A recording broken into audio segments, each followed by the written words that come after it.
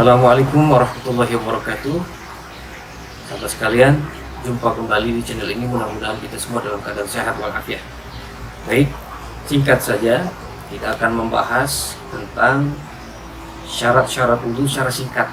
Mudah-mudahan bisa kita pahami dan bisa menjadi sebuah pengetahuan bagi kita yang belum tahu.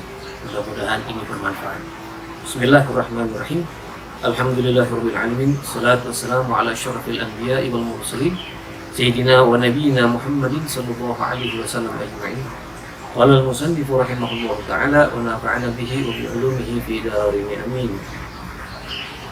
Apabila ada yang bertanya mengenai syarat wudu apa sih? Di dalam kitab Yaqutun Nafis dijelaskan bahwa syurut wudu itu mempunyai syarat-syarat. Ya, di sini dijelaskan ada 15 syarat. Syurutu wudu'i 15. Adapun syarat-syaratnya wudu itu berjumlah 15. Yang pertama adalah Islamu, harus beragama Islam. Artinya kalau mau wudu harus beragama Islam terlebih dahulu. Yang kedua, tamyizu, ini tamyiz. Artinya orang ini yang ingin berwudu harus sudah tamyiz minimal. Apa tamyiz? Tamyiz itu bisa membedakan mana yang baik dan mana yang buruk. Walaupun masih anak kecil, tapi seandainya anak kecil ini belum balik dan sudah tamyiz, bisa membedakan mana yang baik dan buruk, itu dikategorikan sah wudunya.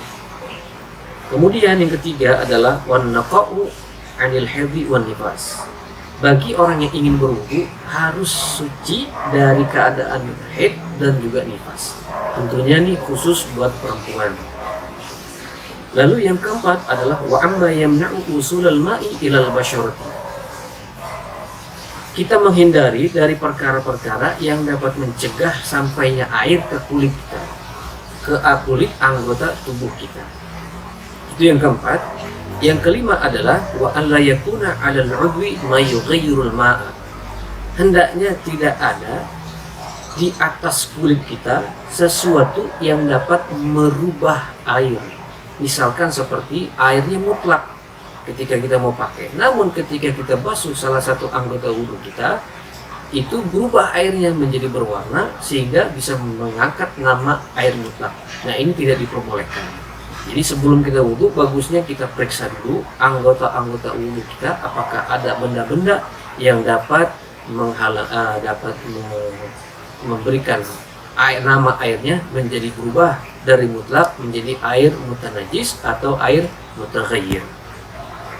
Itu yang kelima. Kemudian yang keenam, wal ilmu bi fardhiyatihi, yakni mengetahui tentang fardunya wudhu.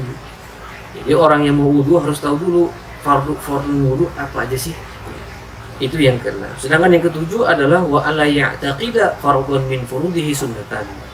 Kita jangan berkeyakinan kepada satu fardu dari beberapa fardunya wudu itu dianggap sunnah.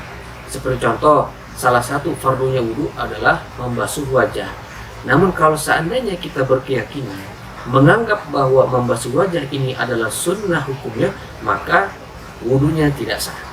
Karena syaratnya harus mengetahui dan meyakini fardunya wudu adalah fardu. Jangan dianggap sunnah.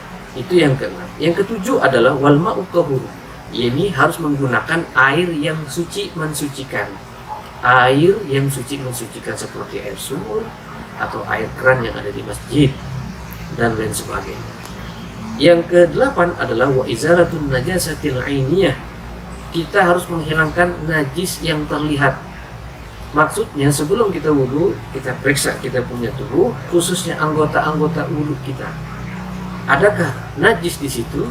Apabila ada terdapat najis, hilangkan terlebih dahulu. Karena ini merupakan syarat wudhu.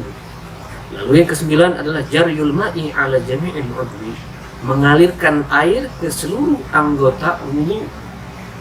Jadi bukan menggosok, tapi kalau menurut mazhab salah satu mazhab yang lain, menggosok itu hukumnya wajib.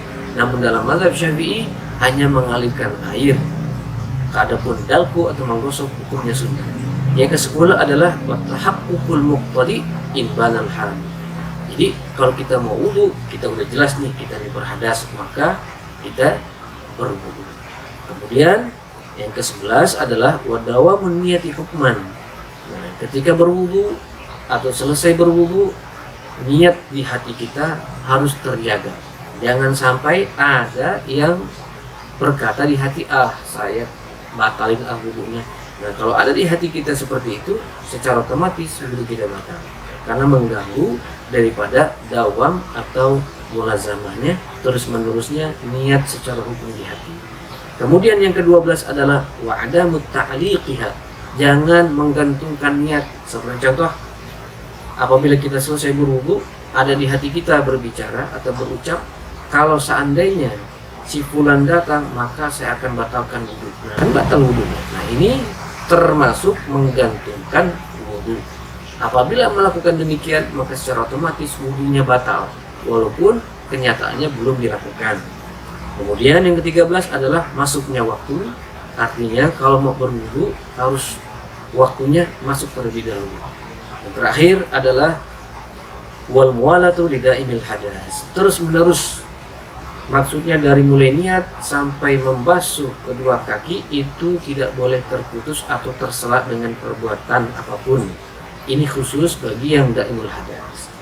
Nah, untuk syarat yang ke-14 dan juga yang ke-15, yaitu dukhulul waqti dan muwalatu lidaimil hadas, ini adalah dua syarat khusus bagi orang yang senantiasa berhadas.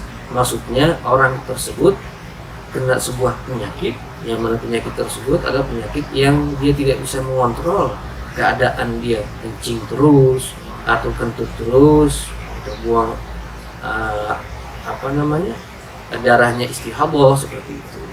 Jadi syarat yang dua terakhir itu dikhususkan bagi lidaimul hadas, bukan kepada orang yang sehat walafiat. Itu saja yang dapat saya sampaikan. Mudah-mudahan kita bisa memahaminya, penjelasan secara singkat mengenai syarat-syarat wudu. Apabila terdapat pertanyaan-pertanyaan yang masih mengganjal di hati kita, silakan kita datangi. Kita punya guru-guru di rumah atau para ustadz-ustadz, kiai-kiai atau habaib yang ada. Mudah-mudahan itu menjadi pencerah bagi persoalan-persoalan yang belum dibahas di sini. Mudah-mudahan bermanfaat bagi kita semua. Terima kasih. Assalamualaikum warahmatullahi wabarakatuh.